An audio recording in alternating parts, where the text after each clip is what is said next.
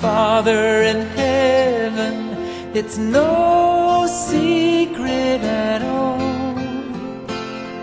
When you think of your children, how far they are from home. Two tender tears fall from your eyes, and your cries shake the world. Cannot bear to see you this way. Shalom Aleichem, tudo bem? Estamos começando por aqui mais uma edição do programa Me'av Leben. Esse é um programa de pai para filho. É um projeto que eu criei para ficar perpetuado na internet, nas mídias sociais, nas redes sociais, no YouTube. Esse é um programa que tem como personalidade, característica e principalmente objetivo falar sobre a Parashá Hashavua, ensinamentos para vencermos as dificuldades, os problemas, as adversidades da vida contemporânea, ok? À luz da Torá. E esse programa não é um programa proselitista, é um programa feito especialmente e especificamente para os meus filhos, a Gabriela Dodani, a minha primogênita, minha primeira filha mulher, ao meu filho Gabriel Kalev, meu primogênito masculino, e a minha caçula, Ariela Hesed. E para todos os outros filhos que virão, como eu disse que é um projeto, é para ficar perpetuado aí para os filhos, netos, bisnetos. É um programa, uma mesa redonda para a gente discutir tete a tete, olho no olho, falando sobre assuntos de Torá. Quando o papai não estiver mais aqui, para que vocês possam ver esses vídeos, estudarem junto comigo aqui a Parashá Hashavua, a Parashá da semana. Essa semana estamos falando sobre a Parashá de Miketz e hoje nós estaremos falando então sobre a quarta aliá, só para reforçar a palavra Miketz, que fala ao fim ou no fim, que vai do capítulo 41, do Pasuk 53, né, do versículo 53, pega novamente o capítulo 42 e se encerra ali no capítulo 42, no Pasuk, ou no versículo 18, ok? E aí depois em diante começa a quinta aliá. Então nós iremos falar hoje sobre o início da fome em Mitzrayim, o que aconteceu, os irmãos que chegam diante de Yosef, de José, né, em toda o trâmite dessa história aí. Antes de falarmos palavras de Torá, antes de lermos, vamos fazer a brachá, a leitura do Torá, para não falarmos palavras de Torá em vão, ok? Baruch atah Adonai Eloheinu melech haolam asher bachar banu mikol ami venatan lanu et torato. Baruch atah Adonai notei a Torá. Amém ve amém. Em português vem falando os 7 anos de fartura que o Egito estava desfrutando finalmente chegou ao fim. Os 7 anos de fome então começaram assim como Yosef tinha predito. Havia fome em todas as terras, mas no Egito havia pão. Só que o primeiro, agora nós vamos falar sobre os tópicos, tópico por tópico, destrinchando o que é que essa Parashá vem trazendo para a gente, essa aliá vem trazendo para a gente, a quarta aliá. Bem, então aqui começa falando, né, que esse tempo de fartura acabou, e que subitamente então começou aí os 7 anos de fome. Aqui a gente já pode trazer um ensinamento filosófico para a gente de que nós devemos estar preparados para os acontecimentos da vida. Então trazendo aqui também um ensinamento de Kohelet que fala que há tempo para tudo. Há tempo de juntar, de espalhar, há tempo de colher, de plantar. Então nós vemos que a fome que veio até Mitzrayim, o Egito, foi algo divino, foi um evento que foi orquestrado pelo próprio Hashem, pelo próprio Eterno. Então quer dizer, como pode? A fome e desgraça foi algo que foi criado pelo próprio Eterno. Por quê? Justamente nós podemos ver que existe todo um projeto. Eu tenho batido na tecla e falando que muitas vezes os problemas que nós enfrentamos nessa vida são brachotes escondidas. Tudo faz parte de um grande projeto que acontece aqui, mas o Eterno está articulando, ele cria circunstâncias para determinados fins. Muitas vezes a gente não sabe mas fica chateado, mas faz parte de um grande plano. Então, aqui a gente pode aprender que tanto a fartura quanto a escassez, ela vem do Eterno. E nós devemos estar preparados para aceitarmos e vivermos e tentar sobreviver nessas duas situações. Não só na fartura, como também nos anos de fome, né? Então, quer dizer, você só aceita aquilo que é bom de Deus, aquilo que é mal você não vai aceitar. Muitas vezes, como eu disse, o que é mal, o que não é tão bom, são brachotas escondidas. Nós vemos que, trazendo um pouco aqui a lembrança de Rashi, que fala quando o pai Abraham Avinu, quando Deus ordena que ele vá para Eretz Israel, para Canaã, o que é que acontece? Assim que ele chega na terra, existe fome, ou seja, problema, escassez. Poxa, como é que o Eterno faz com que isso aconteça com Abraham? Ele prometeu para Abraham fartura, queria prosperar, os seus filhos serão como as estrelas do céu, como a areia do mar, você será muito abençoado, todas as famílias da terra serão abençoadas por causa de você. E aí ele chega lá e encontra o quê? Encontra fome? Como é que pode isso? As pessoas perguntam. Mas na realidade nós sabemos, já estudamos isso, que o pai Abraham passou por um teste. Ok? Então muitas vezes problemas que vêm na nossa vida, adversidades, nós devemos ter calma, que nem a gente viu algumas outras parashiotes. Yaakov, próximo a enfrentar o irmão dele Esav, descansou, dormiu. Ou seja, você tem que se acalmar espiritualmente, emocionalmente, para que você possa entender, né? Buscar entender isso e aceitar as duas coisas, o bem e o mal, a fartura e a escassez. Aceite, porque isso vem do Eterno. E isso pode ser uma prova, um teste, e vai ser para o seu bem, não é para o pior, vai ser para o seu bem. Da mesma forma, quando o pai ele corrige o filho, não é porque o pai tem prazer em pegar um cinto e bater no filho, ou dar umas palmadinhas no filho. Nenhum pai tem prazer em machucar o filho, em bater no filho, né? Mas a correção serve para o bem, para que você evolua como ser humano, como pessoa. Então, já nesse primeiro tópico, você vê aqui só nesse primeiro passuque, aqui nesse primeiro versículo, quanta coisa a gente pode extrair da Torá e aprender. Então, aprendam, eu devo aprender, papai deve aprender, vocês devem aprender, todos nós devemos aprender a aceitar fartura e escassez. E confiarmos no Eterno para que a gente vença isso e vença esses testes.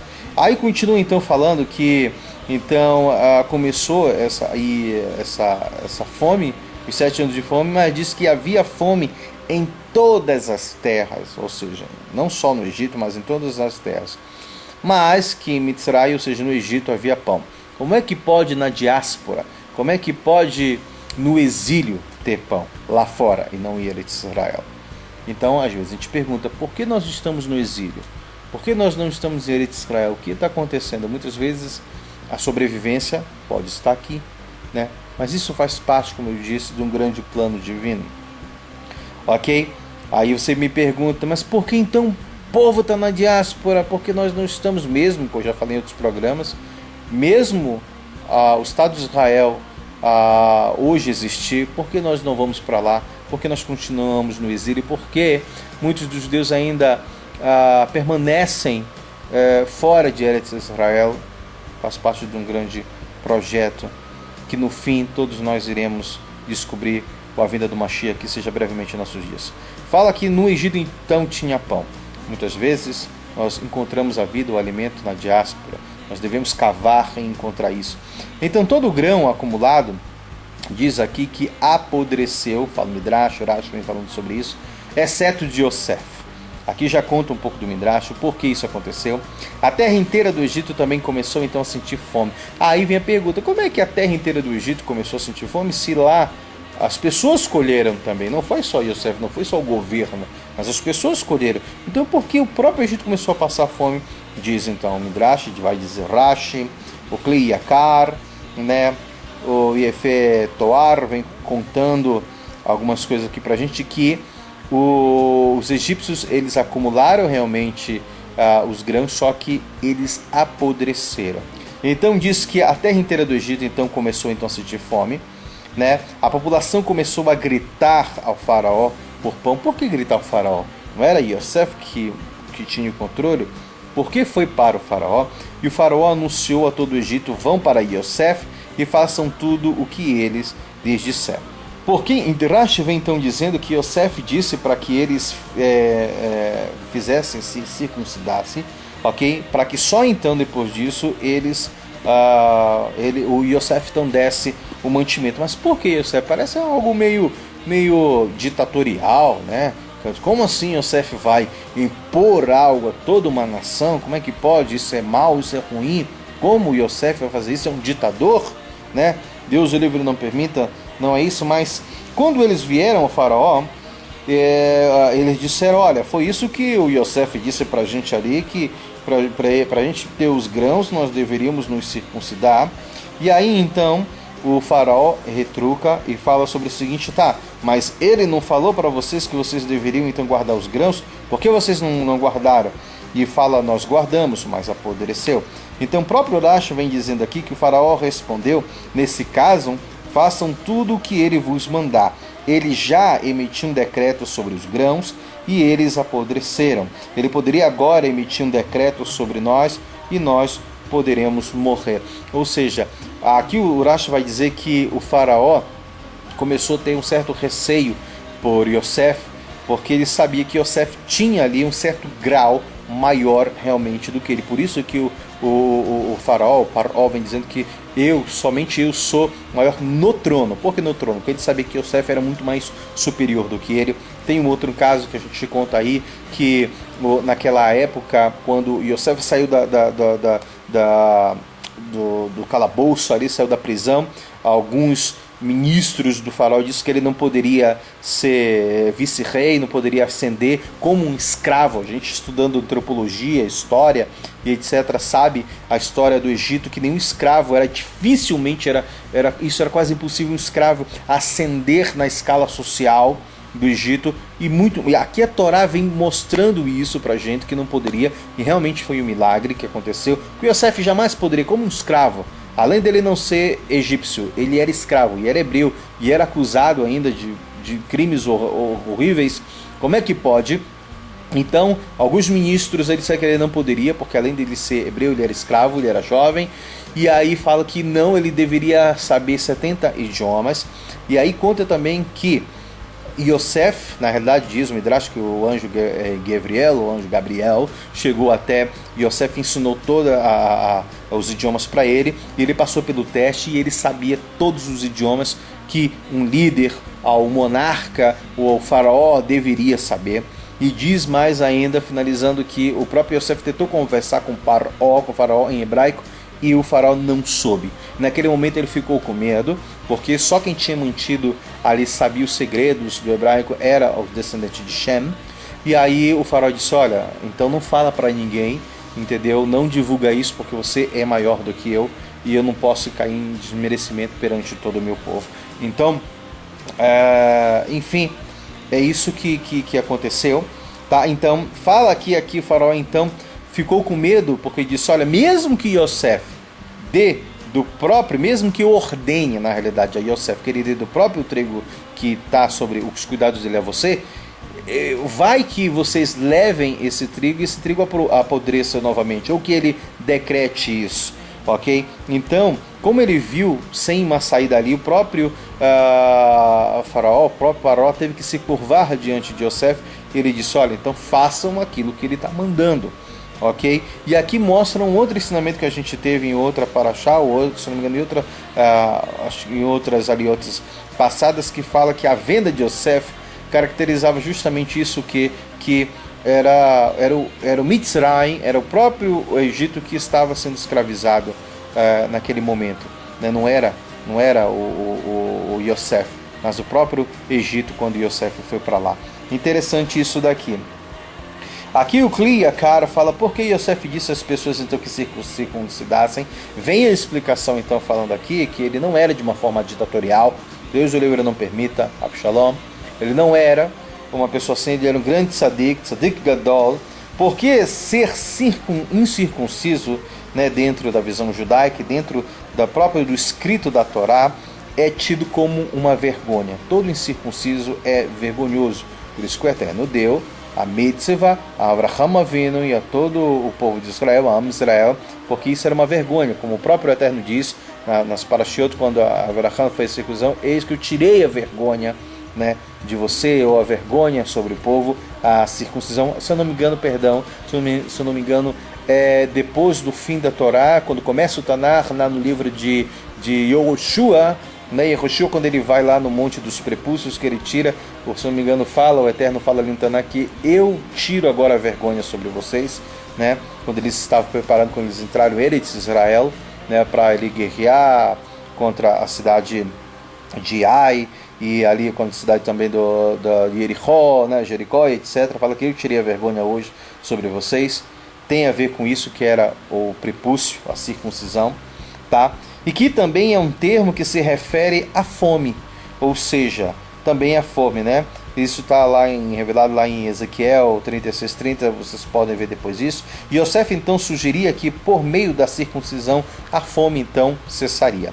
Mas ainda traz uma outra explicação, né? O Yefé Toar diz que como as pessoas incircuncisas tendem a zombar também daquelas que são circuncidadas, Yosef então forçou os egípcios, ou agiu de estratégia ali, para eles serem circuncidados, para equiparar todo mundo ali, para que eles não pudessem escarnecer do povo Yehudi quando eles fossem para Mitzray. O Yosef fala que Yosef viu profeticamente que o povo judeu ficaria exilado então no Egito, em Mitzray. Então ele tentou assegurar que os egípcios fossem circuncidados para prevenir então o povo judeu, tá? Que abandonassem, que deixassem de fazer o preceito da Brit Milá, devido então a essa assimilação. Então todo mundo está fazendo, legal, tranquilo. O Maskil David fala que embora Yosef forçasse então, né, todos os egípcios a circuncidarem sobre a coerção, esperava que mais tarde eles viessem a observar esta mitzvah de forma genuína. Alternativamente, Yosef tinha também que Yosef temia naquele momento que os egípcios pudessem tentar removê-lo então do poder, do cargo, baseando-se no fato de dizer: olha, ele é circuncidado e nós não. Essa é uma prática dele, de outra religião, de outro povo e não nossa. Ok? Então poderiam usar esse pretexto para tirar Yosef do cargo ali, ou seja, isso pertence à religião dele, não à nossa. Então ele forçou os egípcios a circuncidarem. Tanto é que isso, depois, estudando história, antropologia, você vai ver que o próprio Egito também tinha o costume da circuncisão, de circuncidar. Hoje os historiadores falam que não eram só os judeus, não eram só os hebreus que circuncidavam. Isso no Egito já existia. Existia justamente porque nós sabemos pela Torá que é muito mais antiga do que esse costume foi implantado por Yosef.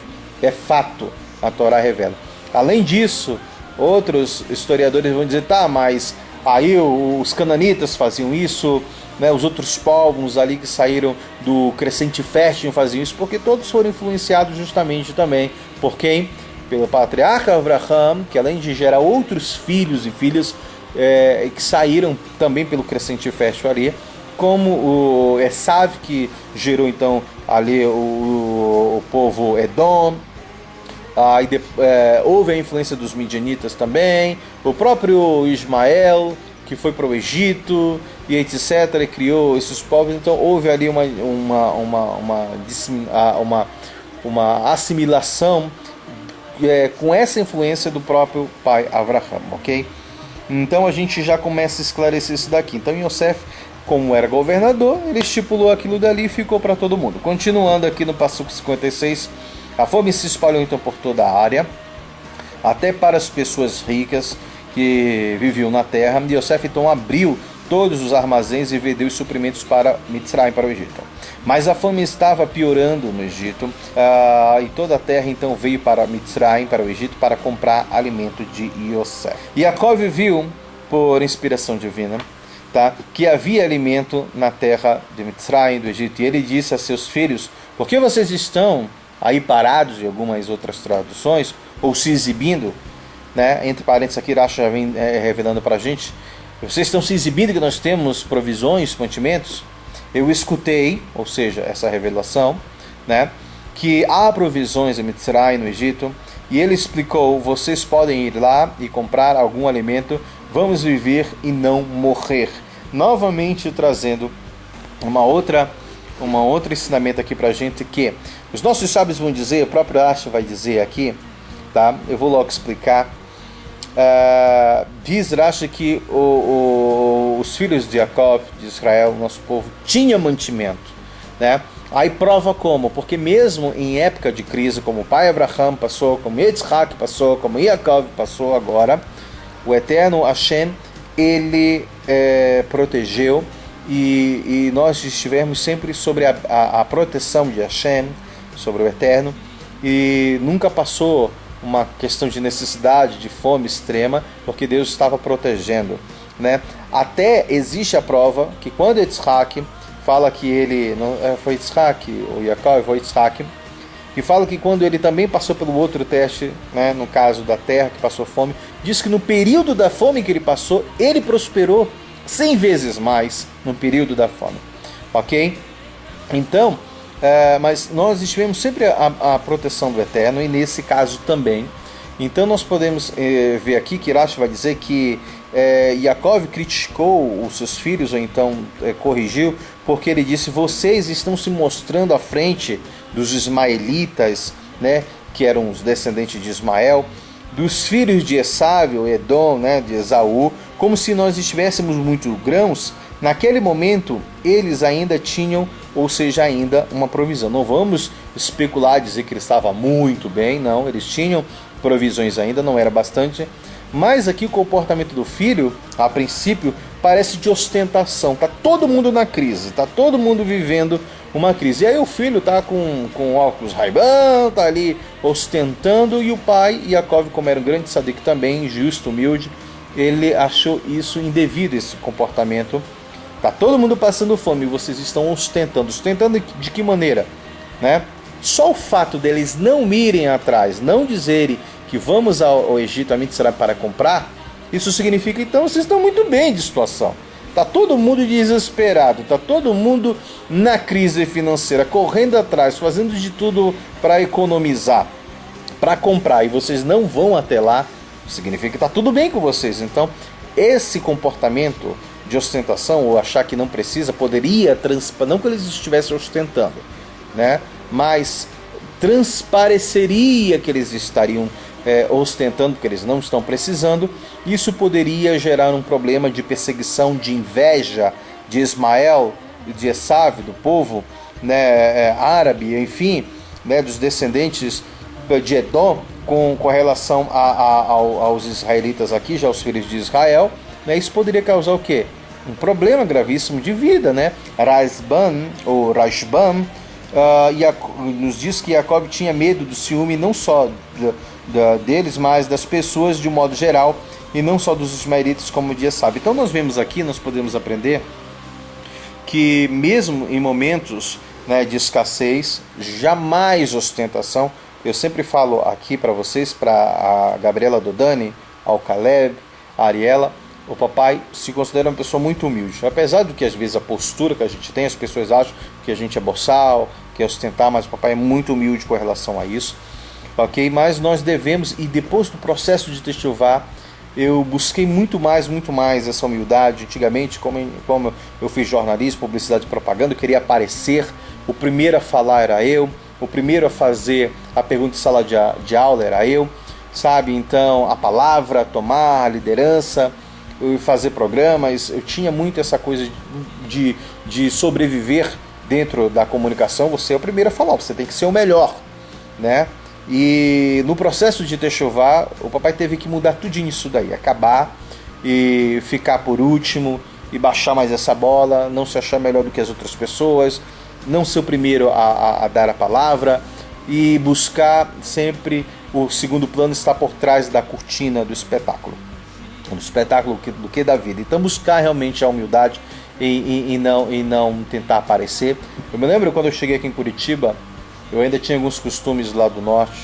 Eu usava uma camiseta amarela, sabe? Cheguei, um verde, daquele que o pessoal me apelidava de Louro José, que é o da Ana Maria Braga, ou já amadureceu, cores ostentativas. E no processo de Teshuvah eu tive até que mudar um pouco a forma como eu me vestia, até porque o Shulchan Aruch vem falando sobre a modéstia, né? O recato, a tzniut, que você também deve ter, não só a mulher quanto o homem também, o recato. E aí eu passei a adotar, né, alguns comportamentos mais racídicos, mais ortodoxos, de vestir preto e branco, né, não ostentar muito, não buscar muitas cores, etc., para fugir dos holofotes, ok? Para tentar viver a vida de Teshuvah e não estar na frente ostentando, etc., que precisaria de um comportamento mais agressivo, mais competitivo, entendeu? De mostrar que você é o melhor, de ir para frente, de buscar. E eu preferi abrir mão dessa competitividade do mercado de trabalho para que a gente fizesse um processo de Teshuvah, de retorno mais profundo, mais sincero, sem buscar ser melhor, ou tentar parecer melhor, ou ostentar pela vida material, pelo produto material. Tudo isso daí, na realidade, é fútil. Fugir da futilidade, foi isso que a gente conseguiu fazer, né, dentro do processo de Teshuvah. Sempre buscar a humildade. Chegou até ao extremo, muitas vezes eu cheguei a isso. Só para fechar esse assunto, tem alguns amigos que diziam: poxa, Barro, você é jornalista, você tem talento, você tem programa, lá em Belém do Pará você tinha isso, em Manaus tinha isso, você tem que voltar a ser isso. E eu dizia: eu não quero mais holofote, não quero mais buscar isso. Ao ponto de eu dizer: eu quero apenas ter a minha vidinha, minha casinha, minha famíliazinha, meu carrinho velhinho, minha casinha, pronto. E alguns amigos diziam: para com esse espírito de pobreza, esse espírito de inferioridade, volte a ser quem você era. Mas na realidade, a maior riqueza que buscava no processo de vida daquele momento era a Teshuvah, era o conhecimento da Torá, e isso era o mais importante para mim. Depois que a gente começou a compreender um pouco mais, aí a gente vai novamente crescendo na escala, entendeu? Subindo novamente. Mas a gente teve que deitar-se como Yaakov, né? Colocar a cabeça na pedra, deitar o corpo inteiro no chão e exercitar essa humildade. Então, olha, mais uma vez, no capítulo 42, no primeiro passuque, quanta coisa a gente vem aprendendo. Então, fora ostentação, fora materialidade, fora essa política. Eu não estou criticando o capitalismo, né? Eu gosto muito do sistema capitalista, mas não esse capitalismo que escraviza a gente, o que é ditatorial, ok, maléfico, que você só é valorizado por aquilo que você tem que viver a idolatria da marca, do produto, você só é valorizado por aquilo que você tem, por aquilo que você possui. Fuja disso, ok? O judaísmo não prega isso, e nós devemos seguir o conselho do Yaakov Avinu, do pai Yaakov, de jamais buscar os holofotes de ostentação. Eles não estavam ostentando, mas só o fato de mostrar que eles não precisavam, isso já não era um comportamento digno de um tzadik e de um descendente de Abraham Avinu, de Yitzhak e de Yaakov. Ok, continuando aqui o passuque, então, falando que então vocês podem ir lá e comprar comidas. Então os irmãos de Yosef desceram até Mitzrayim, e fala que eles foram unidos em um só pensamento, numa só união, ou seja, com uma missão. Que missão era essa? Não só de comprar grãos também, mas com o objetivo: já que nós estamos descendo para Mitzrayim, vamos então comprar grãos e vamos tentar ver se a gente acha Yosef e tentar resgatá-lo, recuperá-lo de qualquer maneira, de qualquer forma. Então fala que eles então desceram, tá? Mas se apartaram. Na hora que eles foram, eles acabaram se apartando, né? Se dividiram, eles eram 10, com relação à decisão de tentar redimir Yosef, de tentar procurar. Então o que o Midrash vem dizer? Rashi vem também dizer que eles, quando entraram em Mitzrayim, a pedido do pai, ok? Por orientação de Yaakov, o pai Yaakov disse: quando vocês entrarem em Mitzrayim, se dividem. Entrem por portas diferentes, por 10 portais, não entrem todos juntos, porque primeira missão, primeiro ensinamento, porque vocês são pessoas de boa aparência, né, formosos. Vocês entrando juntos pode trair o quê? Um mau olhar, né? As pessoas podem olhar para você, podem gerar inveja, vocês entrando ali, os 10 irmãos, né? Chegaram o grupo dos judeus, o pessoal que tem dinheiro, não sabe? Fujam novamente dos holofotes. Olha a mensagem novamente reforçando: fujam dos holofotes, fuge da ostentação, fuge do materialismo, ok? E vocês se dividem para que ninguém possa colocar o mal olhado em você, e aí vocês estão entrando em grupo e ninguém vai olhar para vocês. O Passuque 4 fala, então depois que diz que eles se dividiram, né? Mas Yaakov não enviou Benjamim, ok, irmão de Yosef, juntamente com os outros. Talvez, o próprio Yaakov fala isso na Torá, talvez um acidente fatal possa acometê-lo, e disse, então é melhor que ele fique aqui comigo. Aqui já vamos abrir um parênteses que fala, o próprio Rashi vem falando também sobre isso, porque o pai Yaakov temia que Benjamim fosse, porque ele viu, a mãe dele morreu numa viagem, ou seja, na estrada. O irmão dele, Yosef, também morreu, ou foi comido, segundo ele, destroçado ali pelo animal, numa viagem. Então o pai Yaakov ali disse, então seria como se fosse, seria uma questão ali preocupante, que isso acometeu a mãe, acometeu o irmão, pode acometer a ele. Então o pai Yosef não permitiu que ele fosse para resguardar a vida dele, achou que isso seria um fato, né, sei lá, alguma coisa que tinha sido determinado, que eles deveriam morrer, né, em viagem. Então por isso que o pai Yaakov não permitiu que Benjamim fosse, com medo de que ele morresse também numa viagem. Ok? Então o Passuque 5 continuando fala que assim os filhos de Israel vieram para comprar os grãos e misturaram-se a outros e vieram por causa da fome de Canaã. E Yosef governava sobre toda a terra, e ele era o único que racionava alimento para todo o povo. Preste bem atenção nisso aqui, ele fala que era o único. Quando os irmãos de Yosef chegaram, prostaram-se a ele com suas faces para o solo. Yosef reconheceu seus irmãos assim que os viu. No entanto, ele agiu como um estranho e falou-lhe asperamente.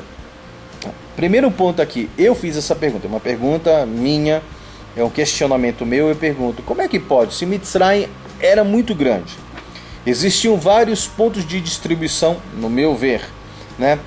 Eu não acredito. Como é que os irmãos entram e eles acabam encontrando justamente Yosef, e Yosef reconhece eles? Então, eu achei muito difícil, a minha pergunta é essa, meu questionamento, que eles tivessem encontrado diretamente Yosef, né? Já que eles poderiam ter chegado em qualquer outro centro de distribuição. Se assim a gente pensar que Mitzrayim, o Egito, era muito grande, existiriam vários pontos de distribuição de alimento. Mas aqui dá de entender, eu procurei aqui no Rashi, etc., e outros sábios, mas não consegui encontrar essa informação, mas eu posso deduzir aqui de que levar ao nível literal da tradução, de que o próprio Yosef ele era um único. Então eu posso imaginar que poderia existir um grande celeiro, ou vários grandes celeiros, e aquele celeiro ali só era aberto se Yosef estivesse ali. Não só para confirmar quem estava circuncidado ou não, então era ele. Ou seja, Yosef concentrou todo o poder nele. Imagine uma grande cidade, então todas as pessoas que viriam, que eram muitas pessoas, todos tinham que encarar face a face Yosef. Então aqui a gente pode deduzir porque os irmãos não encontraram Yosef. Na minha pequena e humilde interpretação, eu acredito, como a própria Torá fala, ele era o único. No Passuque 6, ele, Yosef, governava sobre toda a terra, né? Eretz, Mitzrayim, toda a terra do Egito, e ele era o único que racionava alimento para o povo. Então, como ele era o único, só abria por ele, então os irmãos tiveram que ir lá encarar. Quem é você? Então abre.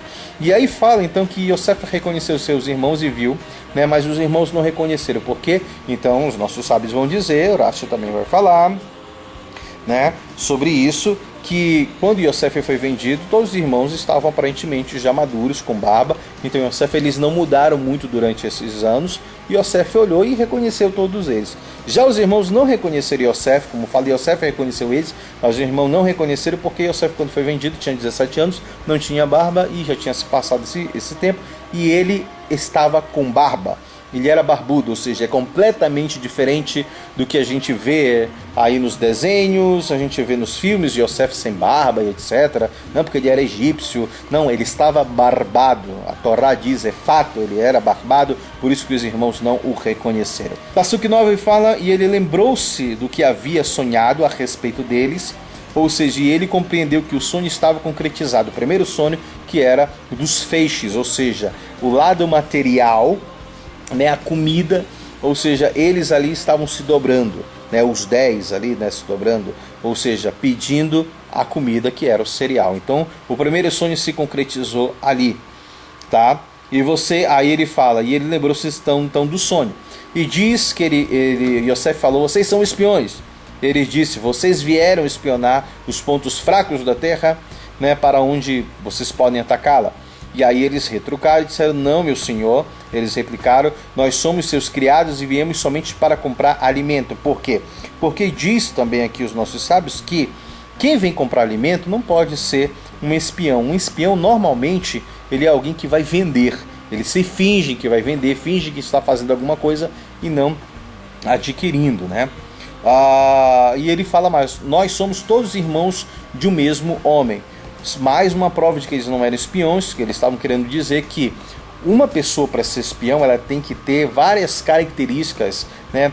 Várias aptidões para ser um determinado espião. Então isso provavelmente não seria tão normal que 10 pessoas teriam todas as mesmas aptidões, as mesmas características. Somos todos irmãos do mesmo homem. Jamais poderia haver 10 espiões, e mesmo 10 espiões sendo filhos de um mesmo homem. Nós estamos contando a verdade, e ele fala, nunca pensaríamos em ser espiões. E aí Yosef fala, não, retrucou Yosef, vocês vieram para ver, vocês realmente são espiões. E eles falam, nós somos 12 irmãos. Eles argumentaram, somos filhos de um só homem que mora em Canaã, de um só pai. Agora mesmo o irmão mais novo está em casa, que era Benjamim, e um não está mais, está desaparecido. E entre parênteses fala aqui que nós viemos procurá-lo. Eu ainda digo a vocês, fala Yosef, vocês são espiões, replica Yosef. Há somente uma maneira de a gente saber se vocês são ou não, né? Se vocês estão falando pela vida de Faraó. Olha interessante aqui, Yosef jura, pela vida de Faraó, vocês não deixarão este lugar, a menos que o irmão de vocês venham. E que um de vocês, olha que interessante, ele fala que todo mundo iria ficar, apenas um iria, né, de voltar, até trazer o seu irmão, e assim a gente vai provar se você realmente estão falando a verdade ou não. Traga o seu irmão aqui, e vocês, o restante vai ficar preso. Os outros iriam ficar presos. Isso certificará e alegarão se vocês realmente estão falando a verdade. E ele fala, se vocês não me trouxerem, eu juro pela vida do faraó que vocês não sairão, vocês serão considerados espiões. Passuque 17, Yosef então os colocou na prisão por 3 dias. No terceiro dia Yosef então tira eles da prisão. Se vocês fizerem o que eu digo, vocês viverão, porque eu temo o Todo-Poderoso. Termina aqui no Passuque 17. No Passuque 19 do capítulo 42 começa a quintariar, mas eu vou ler um pouco porque ela traz ainda um pouco mais para a gente fechar esse raciocínio. Veremos se vocês realmente estão sendo sinceros.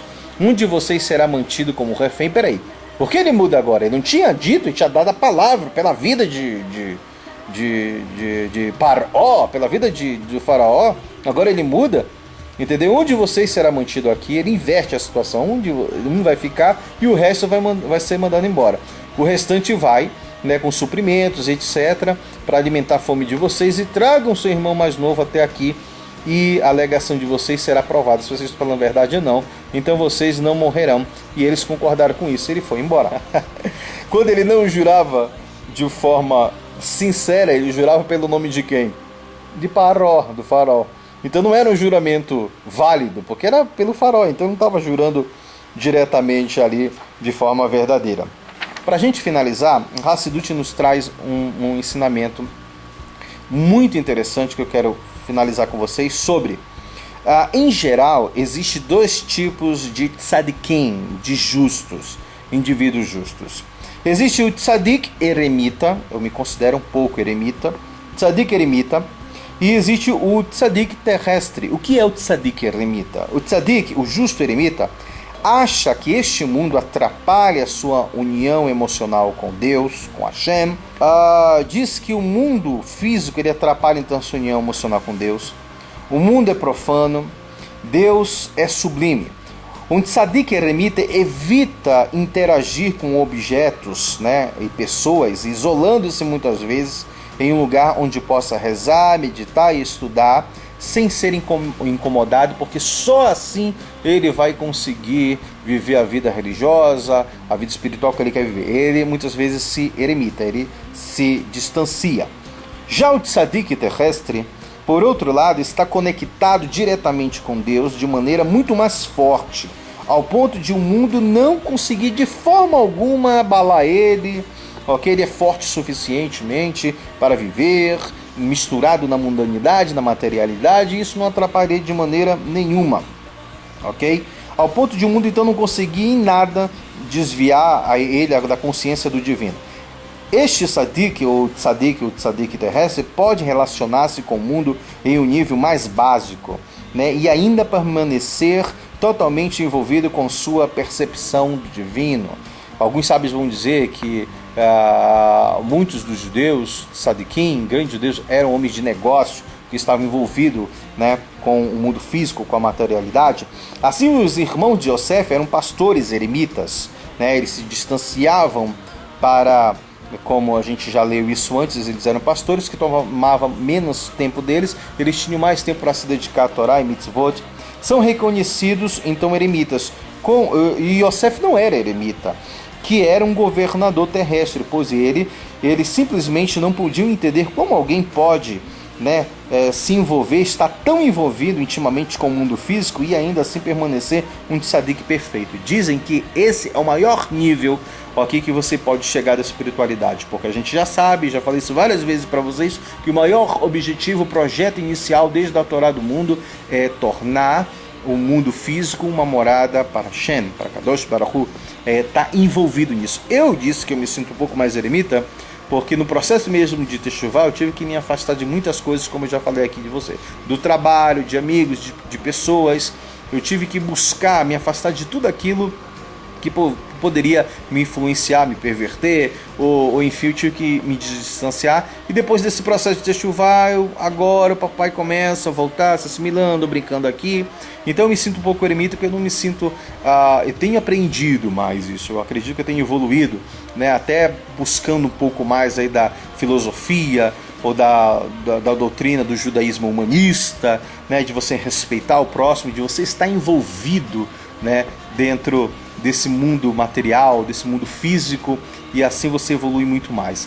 E eu tenho uma leve impressão de que o que realmente o Kadosh Baruch Hu quer de mim, pessoalmente, é que eu não seja eremita, que eu seja, na realidade, esse terrestre, que é um desafio total, porque aonde eu vejo, eu tento me afastar, mas o Eterno coloca para que você esteja envolvidos, e esse é o melhor. É muito difícil você chegar a esse nível, mas é isso que o Eterno quer da gente, que a gente esteja envolvido nesse mundo material, santificando com mitzvot e etc. Não se isolando. O papel do judaísmo, da Torá, não é esse, se isolar na floresta amazônica, num grande mosteiro no Tibete, e lá você se torna espiritualmente. Não é isso que o Eterno quer. Ele quer esse envolvimento, é santificar o dia a dia, é isso daqui. E quando eu falo santificar, só para a gente finalizar, santificar não é algo extremo, aquela coisa de santo. Santificar é separado, mas separado para quê? Não é ser melhor do que outras pessoas, com aquela visão de santo. É você estar brincando ali, vivendo, comendo, é santificar essas pequenas questões, é separar aquilo para Deus. É por isso que quando você pega um copo de água, né, algo tão simples, tão material, você faz abrahá, né? E toma. O que é aquilo? É você santificar aquilo que é comum, né? Separar aquele momento, né, que é tão comum para o Eterno, santificar. Quando você vai fazer suas necessidades fisiológicas, quando você sai do banheiro, tem abrahá também. Quando você vai ingerir uma fruta, né? Enfim. Baruch atah Adonai Eloheinu melech haolam asher natan lanu torat emet v'chayu lanu atah betochenu Baruch atah Adonai noten hatorá. Aqui terminamos essa quarta aliá e voltaremos no próximo programa falando sobre a quinta aliá. Espero que vocês tenham aprendido muita coisa. Papai ama vocês. Beijo, Gabriela Dodani, Gabriel Kalev, Ariela Hesed e o nosso próximo bebê que está vindo aí. Shalom Aleichem. Leitraot.